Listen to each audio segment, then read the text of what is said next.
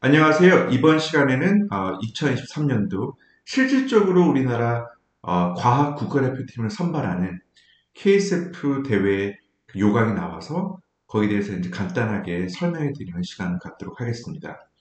그래서 이 약자를 보시면 좀 많은 학부모님들이 좀 익숙한 약자일 거예요. 미국 현지에서는 ISF, 그쵸?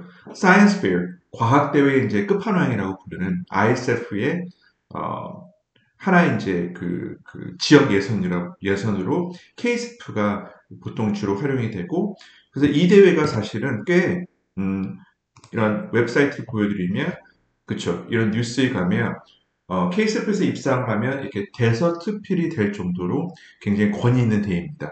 네. 그 중간중간 보시면 알겠지만, 이제 과학고, 광원과학고, 이렇게 나와 있고, 그 태극기 보이시죠? 네. 그 학생 선수단 이렇게 보이고요. 이런 식으로 태극 갖고 있는 이유가 여기서 이제 입상을 하게 되면 금메달 어디 그리고 은메달 그리고 동메달 이렇게 받은 학생들이 대회 측의 재량에 맞춰가지고 그들의 결정에 따라가지고 한국 대표로 여러 다양한 국제대회에 나가는 하나의 출전권 획득을 하는 그런 출전 티켓을 주는 대회라고 이제 인식하시면 돼요. 그래서 간단하게 얘기하면 ISF라는 대회, 그렇죠? 이것도 제가 찾아드릴게요. 잠시만요.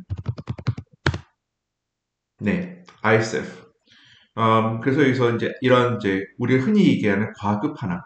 예전에는 이제 구글 사이언스 페어가 있었는데 그게 이제 최근에 2년 전인가 3년 전 폐지가 되면서 ISF가 네, 실질적으로 이제 과학 대회, 사이언스 페어에 대한 끝판왕이라고 불릴 정도로 하는 부분이고 이게 미국에서는 이제 ISF 본선까지 파이널리스트까지 가려면 힘들어요.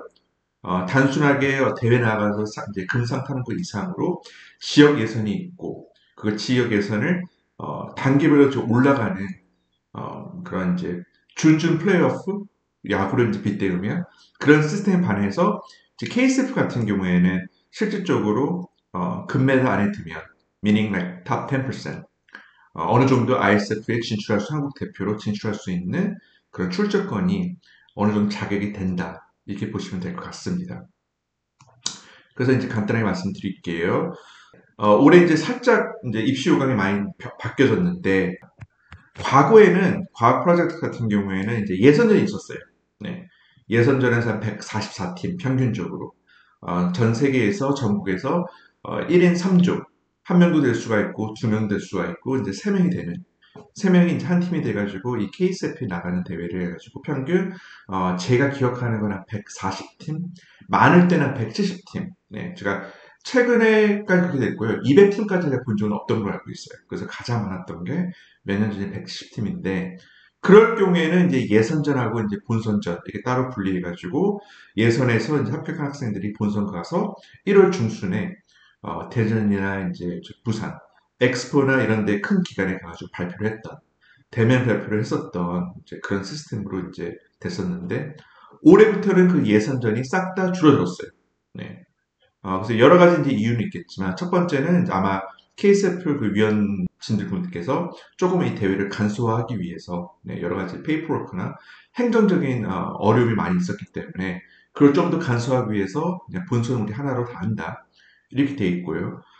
또는 두 번째 같은 경우에는 사실 이런 외부에 받는 국제과학대회는 미국대나 영국대학교, 이런 대학교는 해외대학교는 이제 도움을 했는데, 우리나라 같은 경우에는 학생부 종합이라 해가지고, 이게 이제 물론 구체적인 부분은 이제 전문가분들이 더 아시겠지만, 이 부분이 잘 반영이 안 된다는 얘기를 하더라고요. 외부상 같은 경우에는. 그래서 우리나라 이제 서울대나 연대 뭐 이런 학교에 지원한 학생 같은 경우에는 외부에서 이런 단체상을 받는 부분이 크게 이제 준비가 그 학생부 종합 전형에 도움이 안 되기 때문에 예전에 비해서는 조금 참가하는 비율이 적다. 그래서 학생 수가 이제 팀이 예전만큼 많지가 않기 때문에 굳이 예선하고 본선전 이렇게 투 사이클로 진행하는 것보다는 학생들을 한 번에 본선에서 다 이제 심사를 할 수 있는 이제 좋게 얘기하면 이런 논문을 제출한 학생들한테는 실적으로 이제 발표를 할 수 있는 기회를 주겠다. 네, 어떤 논문 수준이 모르더라도 우리는 그래도 너희들이 최소한 발표할 수 있는 기회를 주겠다는 하나의 이제 배려라고 생각하시면 네, 그런 식으로 생각해도 괜찮을 것 같습니다. 그래서 올해 같은 대회 같은 경우에는 이렇게 지니어스 올림피아드 대회의 예선전, 예전에는 안 그랬어요. 그리고 KSF 이걸 다 통합적으로 하는 부분인데 요게 이제 지니어스 올림피아드에서 본인이 이제 좀 질문이 있으실 거예요. 예전에는 지니어스 올림피아드는 이렇게 투 트랙 시스템이 아니었나요? 하나는 이제 KSF를 통해서 은메달, 환경 부분에서 은메달 정도 받으면 KSF 그 재단에서 그 기관에서 학생들을 뽑아가지고 이제 지니어스 올림피아드 바로 본선을 보내는 그 시스템. 또는 두 번째는 3월 15일 또는 4월 15일 그 사이에 직접 이 지니어스 올림피아드의 과학 논문을 제출하는 거예요. 네, 그래서 뽑히면 본선 지출이고요. 그런 투 트랙 시스템 사용했는데 올해 같은 경우에는 이 페이지를 우선 볼게요. 네, 이게 이제 매년 열리는 이제 환경 테마를 가지고 있는 지니어스 올림피아드예요. 그래서 여기 대해서 이제 간단하게 아까 전 페이지 보셨겠지만 올해 KSF가 지니어스 올림피아드의 예선전도 이제 포함하는 부분인데 이 카탈로그를 보면 if you look at the category 꼭 사이언스 파트만 있는 게 아니에요. 이게 writing 파트도 있고 business, robotic, art, music 이런 여러 부분이 있는데 우선 과학 파트를 제가 살짝 언급해 드릴게요. 네, 우선 간단하게 이 대회에 대해서 입시육을 하는데 아까 얘기한 대로 캐리어 같은 경우에는 이게 단순하게 우리가 흔히 알고 있는 환경 과학 대회뿐만 아니라 실제로 지니스 올림피아드 이 기간에서 여러 가지 대회를 받고 있어요. 일반적으로 2인 1조이고 뭐 혼자 제출도 상관없어요. 맥시멈 2인 1조로 이런 여러 가지 다양한 캐리어에 이제 제출할 수 있는 부분이 있고요. 네. 그래서 이제 작년에 대한 부분을 이제 말씀드리면 A country where the most number of projects were submitted. 당연히 압도적으로 한국 팀이 올해 같은 경우에는 301팀이 제출했습니다. 어떻게 보면 전 세계에서 가장 많은 양이었어요. 근데 이 수치가 왜 중요하냐면 2년 전에 101팀이었어요. 불과 2년 전에.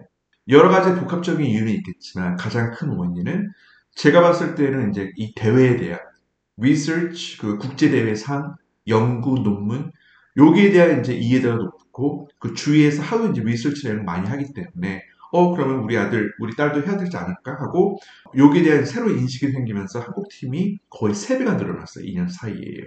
네.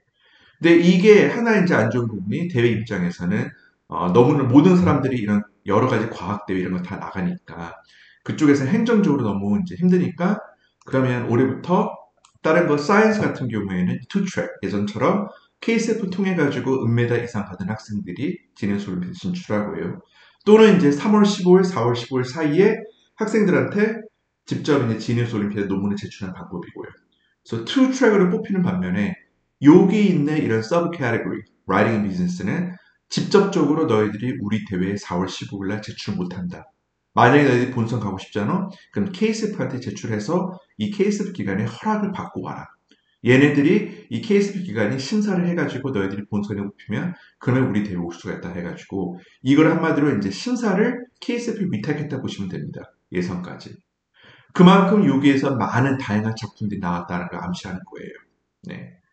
그래서 다시 말씀드리면 KSF 같은 경우에는 이렇게 1월 20일부터 시작을 해서 10월 17일. 작년에는 이제 크리스마스 그 다음날 있었어요. 풀 논문 내는 게. 네.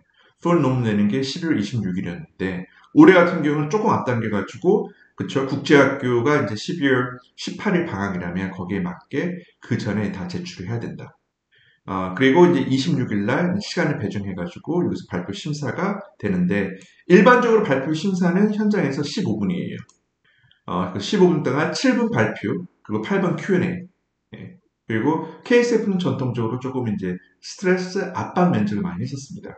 심사위원단, 즉 교수님들, 그 분야에 해당하는 교수님들이 2명, 3명 이제 앉아 계셔가지고 학생이 이제 7분 동안 발표한 거 들으시고 거기에 대해서 조금 이제 압박 면접으로 8분 정도 학생들한테 짧으면 2문제, 많으면 5문제에서 6문제를 이제 해드리는 기억이 나요. 그래서 특수 전공 같은 경우에는 심사위원 분단이 2명, 3밖에 없어서 질문이 많아서 없었는데 특히 이제 생물이나 사회학 이쪽에는 좀 전문가 선생님들이 굉장히 좀 까다롭게 질문 많이 하셨던 게 작년 대회 같은 기억이 나요. 그래서 평균 학생들이 이제 본선 가가지고 2문제 정도를 이제 Q&A 때 질문을 받았다면 소셜 사이언스하고 바이올로지, 소셜 사이언스하고 뭐 환경 이런 경우에는 뭐 5명, 4명 심사위원단 교수님들, 선생님들 모셔가지고 굉장히 압박적으로 여러 질문을 했던 게 기억이 납니다.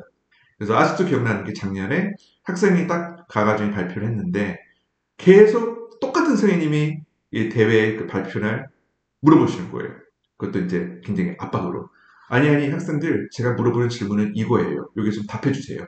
아, 네, 저기 선생님, 저희가 아니요. 제가 원하는 답변은 제가 원하는 질문은 이거예요. 여기에서만 답변하도록 해주시기 바랍니다. 이런 식으로 스트레스 주면서 학생들한테 이제 적절한 답변을 제공을 그렇게 요구를 했는데, 학생이 당황한 나머지 조금 머뭇거리면서 그래도 답변을 했어요. 근데 반대편에 계신 그 심사위원단의 바디 랭귀지가 굉장히 안 좋았다고 얘기를 하더라고요. 고개를 흔들면서 이건 아닌데 이거 너무 아쉬운데 왜 이런 답변을 하지? 하고 이제 본인이 학생이 스스로 답변을 하는 도중에도 심사위원단 분께서 굉장히 조금 이제 실망하시는 그런 이제 모습을 보여가지고 학생이 굉장히 좌절하면서 대회 끝나고 저한테 전했던 기억이 나요. 그래서 선생님 우리 저기 Q&A 심사위원 망한 것 같아요. 예. 너무 이거 우리 피드백이 안 좋고 큰 기대는 안 해야 될 것 같습니다. 하고 저한테 전화했는데 결국에는 그 팀이 은상을 받았어요. 실버. 네. 그래서 제가 이 말씀드리는 거는 현장에서 8분 동안 있는 그 분위기나 그렇죠? 그 나중에 심사를 해가지고 상을 받는 거랑은 어느 정도 좀 무관하게 보시면 될 것 같아요. 물론 거기 계신 분들이 솔직하게 피드백을 주시지만 일반적으로 교수님들도 이제 깊은 생각이 있으신 분들이기 때문에 학생들이 정말 이런 내용들을 잘 숙지를 하고 있는 건지 본인에 대한 프로젝트에 대해서 장점, 단점 다 파악하고 있는 건지 거기에 대해서 이제 많이 질문을 하신 경우이기 때문에 조금 이제 까칠한 그런 질문들, 그 좀 당황스러운 그런 압박 면접이라도 동요치 마시고 충분히 이제 차분하게 대응을 하면 제가 봤을 때는 좋은 결과 나올 것 같아요. 네. 그리고 제가 항상 학생들 말씀드리는 거는 그러면 제가 해외에 있거든요. 제가 지금 베트남이나 무슨 저기 괌 이런 데 있는데 그러면 여기 가려면 이 대회에 꼭 가야 되나요? 네. 제가 봤을 때는 웬만하면 참여하시기 바랍니다. 네. 대면 심사가 이제 좋은 부분이기 때문에 항상 기회가 되면 하는 부분이고 그 실질적으로 투데이트가 있어요. 17일까지 칼같이 이때 모든 논문을 제출하고요. 네. 이때 현장에 가가지고 8분 정도, 15분이죠. 7분 Q&A 그리고 8분 질문할 수 있는 그런 시간이 있습니다. 그래서 이제 참가 자격을 본다면 참가 자격은 실적으로 거의 모든 학생들이에요. 가끔 학부모 물어보시는 게 저는 일반고에 미국 보딩 스쿨이고 저는 일본에 있는 아이비 학교인데 참가 가능할까요? 유일한 조건은 한국 국적만 가지고 있으면 돼요. 네.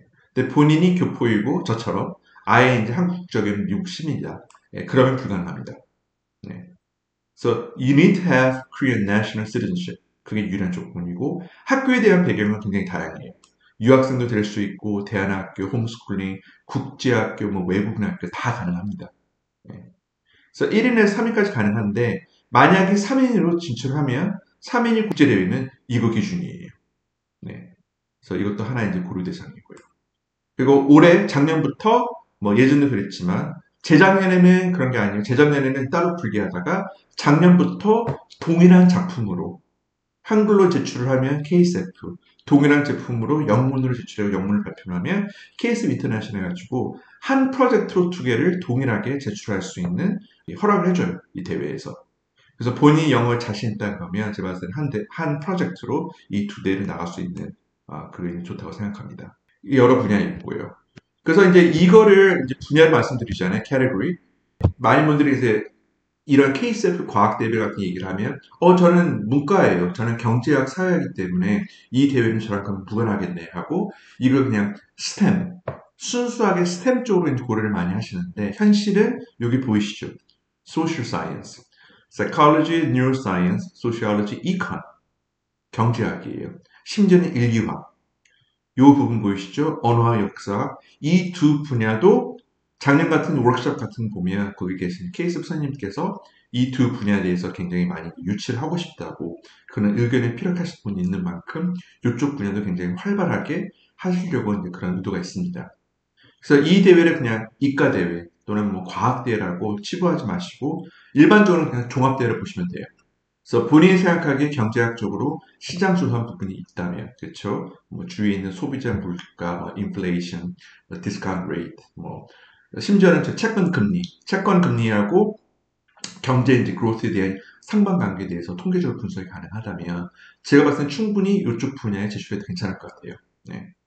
반면에 비해서 전통적으로 많이 쏠리는 분야가 여기 있습니다. 예. 이걸 보면서 이제 스템 계통 컴사 학생들도 뜨끔할 거예요. 그렇죠? 그래서 알고리즘, 소프트웨어, 데이터 애널리시스, 로보틱, 심지어는 AI. 예. 그래서 이게 참 많이 있는 부분인데 그 이유는 아무래도 이제 실험 없이 집에서 컴퓨터나 좋은 아이들이 있으면 집에서 컴퓨터나 그런 소프트웨어 사용을 해가지고 이 정도 프로젝트가 쉽게 나올 수 있는 부분이기 때문에 컴퓨터나 코딩이나 이쪽으로 조금 관심 있는 학생 같은 경우는 여기 많이 지원하는 케이스가 있어요. 네. 그리고 또 하나는 이제 바이올로지.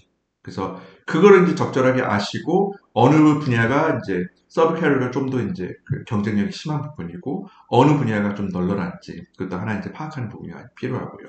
네. 그러면 여기에서 이제 수상을 하게 된다면 금운동 받게 된다면 어떤 특권이 있을까요? 우선 이렇게 개별적으로 그렇죠 스페셜 어워드를 받는 그런 부분이 있고 여러 이제 수요팀이 있어요. 16개 팀. 그리고 또 하나는 전 세계적으로 과학 국가대표. 코로나 전에는 이 리스트가 두 배였었어요. 예, 지금 그나마 이제 코로나 이후 풀리고 나서 다시 이제 정상적인 그런 상태로 돌아오는 시간이기 때문에 좀 걸리지만 아직도 이렇게 국제대회, 한국 국가대표 마크를 달고 이런 대회를 나갈 수 있는 그런 이제 특정한 대회가 있는데 보통 일반적으로 금메달을 받으면 상위 10% 안에 들면 그 영어 발표를 잘한다면 그래서 심사위원분들께서 이 학생들은 영어로 발표해서 국제대회에 나가면 한국 팀의 한국의 위상을 올릴 수 있겠구나 그런 확신이 들면 여길 많이 초대해서 받아가고요 금메달 그리고 은메달 환경적 부분 같은 경우는 지니스 올림피아드 많이 받았고요 그 나머지 같은 경우에는 이렇게 다양한 이제 국제대회 유럽 대회들 나간 케이스를 많이 봤습니다. 그래서 이제 마지막으로 제가 말씀드린 부분은 KSL 국제대회 같은 경우에는 이렇게 기간 출전 사례가 3장짜리 이제 심사 학교 선생님한테 사인 받고 제출하는 부분이고 정부 동의서, 네. 그 연구 초록 온라인으로 초록 앱스트랙트 하는 거고 논문도 예전에 비해서 좀 작아졌어요. 좀 간소화됐어요. 옛날에는 10장에서 15장, 15장까지 이제 다 이제 초과됐는데 지금은 10페이지 이내로 논문을 써라. 그러니까 실질적으로는 우리가 흔히 알고 있는 extended abstract 확장된 초록이라고 보시면 돼요. 물론 그 안에 연구 결과하고 또 데이터 애널리시스 실험 이것도 다 포함되겠지만 학교에서 원하는 거는 이 기관에서 원하는 거는 딱 10페이지 이내. 그리고 7월 17일 날 미리 본선에서 발표할 PPT도 제출을 하렴. 그래서 대회에 나가면 그 PPT 받아보자마자 이제 제출해서 그 발표를 할 수 있도록. 이게 이제 기본적인 소리 들어갑니다. 그래서 지금 11월 초이기 때문에 본인이 그 대회 이제 목표를 논문을 이제 쓴다고 생각한다면 뭐 2인 1조, 3일 1조 해가지고 10장짜리 논문을 해가지고 한번 도전하는 것도 나쁜 생각은 아니라고 봐요.